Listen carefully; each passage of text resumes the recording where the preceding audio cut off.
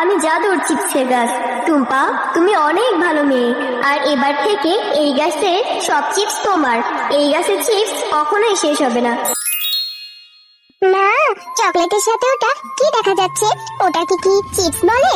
আমি না আমার বন্ধুদের অনেকবার দেখেছি, শুনেছি এগুলো খেতে নাকি অনেক মজা।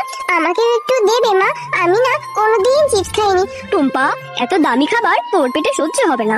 কথায় বলে কুকুরের পেটে নাকি ঘি সহ্য হয় না। এসব খাবার তোর সহ্য হবে না রে। তুই এখান থেকে যা বলছি। এভাবে তাকিয়ে থাকলে আমার মেয়েটার যে পেট খারাপ করবে। চলে যা দেখি এখান থেকে। মা, আমার এখান থেকে বোনকে একটু দাও না মা। আমার এখানে তো অনেক চিপস আছে, আর আমি একা তো এগুলো খেতেও পারবো না। তুমি এখান থেকে বোনকে একটু দাও না মা। টিনা, তুই খাচ্ছিস খা, এত কথা বলিস না তো। আর ওর এগুলো খেলে পেট খারাপ করবে, ওর পেটে এগুলো সহ্য হবে না। টুম্পা, তুই এখান থেকে যা এখন, আর না হলে এবার আমার মেয়েটার পেট খারাপ করবে। মা, তুমি টিনাকে কত ভালোবাসো। আজ যদি আমার মা বেঁচে থাকতো তাহলে আমাকেও এমন ভালোবাসতো। এই বলে টুম্পা সেখান থেকে মনটা খারাপ করে চলে যায়। আজ আমার মা বেঁচে নেই বলে সৎ মা আমার সাথে এমন করে। আমি তাকে কত কাজ করে দিই, কিন্তু সে আমাকে একটুও ভালোবাসে না। মা, তুমি আমাকে ছেড়ে এভাবে কেন চলে গেলে? আমার যে রোজ রোজ এই খিচুড়ি খেতে একদম ভালো লাগে না।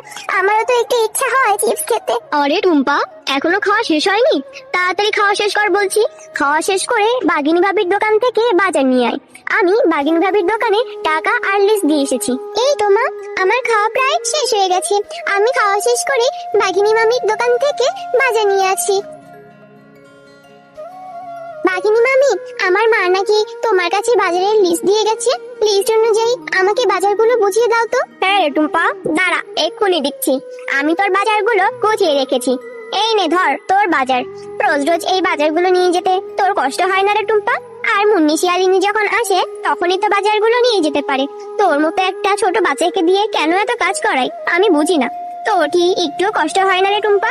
হ্যাঁ মামি, আমারও তো রোজ রোজ এই বাজারগুলো নিয়ে যেতে একদম ভালো লাগে না। এই বাজারগুলো নিয়ে যেতে আমার যে খুব কষ্ট হয়, কিন্তু কি করব বলো?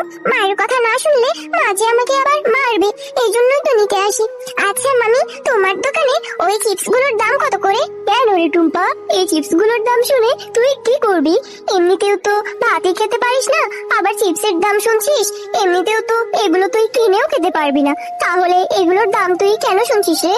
না মামি, আমার কাছে তো এমনিতেও টাকা নেই, কিন্তু জানো মামি, আমার না চিপস খেতে খুব ইচ্ছে করে।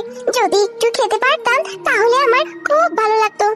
আরে মা মরা মেয়েটা, তোর মা যখন বেঁচে ছিল তোর মা একজন অনেক ভালো পশু ছিল। এই নে টুম্পা, এই চিপসটা আমি তোকে ফ্রিতে দিলাম। এটা তুই বাড়ি নিয়ে গিয়ে মজা করে খাবি, কেমন? কি রে টুম্পা, তোর এখন আসার সময় হলো? সে কখন বাজার আনতে গেছিস, আর এখন তুই বাড়িতে এসেছিস, আর এটা তুই কি নিয়ে এসেছিস? এই চিপস তুই কেন কিনেছিস শুনি? মা, এই চিপসটা বাঘিনী মামি আমাকে ফ্রিতে খেতে দিয়েছে। আমার না চিপস খেতে খুব ইচ্ছা করছিল। এই কথা যখন আমি বাঘিনী মামির সাথে বলেছি, বাঘিনী মামি আমাকে চিপসটা ফ্রিতে দিয়েছে, আর বলেছে এটা আমাকে মজা করে খেতে। তাই তো আজ আমি চিপস খেতে পারবো। বাহ, কি সুন্দর মিথ্যা বলা শিখেছিস। নিশ্চয়ই তুই আমার ঘর থেকে টাকা চুরি করেছিস, আর না হলে বাঘিনী ভাবি এই এত দামি চিপস তোকে ফ্রিতে কেন দিতে যাবে? সত্যি কথা বল, আমার ঘর থেকে তুই কেন টাকা চুরি করেছিস? না মা, আমি সত্যি কথা বলছি, বিশ্বাস করো না, আমি তোমার ঘর থেকে টাকা চুরি করিনি। আর না হলে তুমি বাঘিনী মামির কাছে যে জিজ্ঞাসা করো, বাঘিনী মামি আমাকে এই চিপসটা ফ্রিতে খেতে দিয়েছে। বুঝেছি, খাইয়ে দাইয়ে একটা চোরকে মানুষ করছি আমি।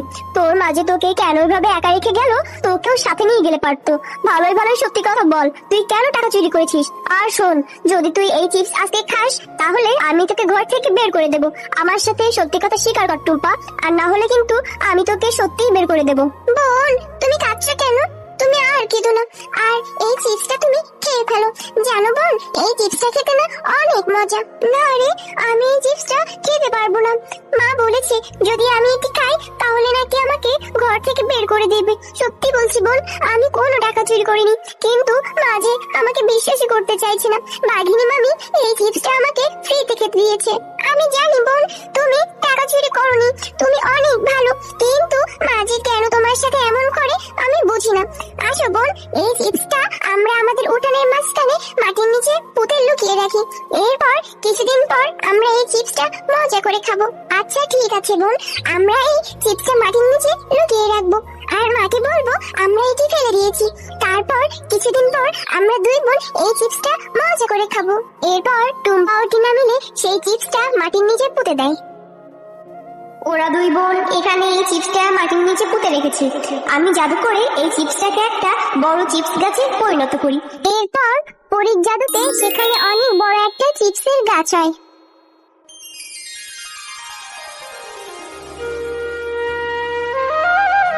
দেখেছো আপু, কালকে আমরা যে চিপসটি এখানে পুঁতে রেখেছিলাম সেখান থেকে কত বড় একটা চিপসের গাছ হয়েছে, আর চিপস গাছে কত চিপস ধরে আছে। তাই তো দেখছি বোন, এখানে এত বড় একটা চিপসের গাছ কোথা থেকে এলো? তাহলে আমরা কালকে যে চিপসটি পুঁতে রেখেছিলাম ওটা কি একটি জাদুর চিপস ছিল? হ্যাঁ, আমি জাদুর চিপসের গাছ। টুম্পা, তুমি অনেক ভালো মেয়ে, আর এবার থেকে এই গাছের সব চিপস তোমার। এই গাছের চিপস কখনোই শেষ হবে না। আর মুন্নি শিয়ালিনী, তুমি অনেক লোভী। তুমি টুম্পার সাথে অনেক অত্যাচার করেছো। এই গাছের চিপস শুধু টুম্পাই ছিটতে পারবে। আর যদি তুমি টুম্পাকে তোমার মেয়ে টিনার মতো আদর যত্ন ভালোবাসা দিয়ে বড় করতে থাকো, তাহলে এই গাছের চিপস তুমি নিয়ে বিক্রি করতে পারবে। আচ্ছা জাদুর গাছ, আমি আর টুম্পার সাথে কখনো খারাপ ব্যবহার করব না। আমি ওকে আমার মেয়ে টিনার মতো করে ভালোবাসবো। তো বন্ধুরা, আজকের গল্পটি তোমাদের কাছে কেমন লেগেছে? যদি গল্পটি ভালো লেগে থাকে তাহলে লাইক, কমেন্ট আর সাবস্ক্রাইব করে আমাদের সাথেই থেকো। আর হ্যাঁ, এমন সুন্দর সুন্দর গল্প দেখতে চাইলে পাশে থাকা বেল আইকন বেলটি অন করতে ভুলো না কিন্তু।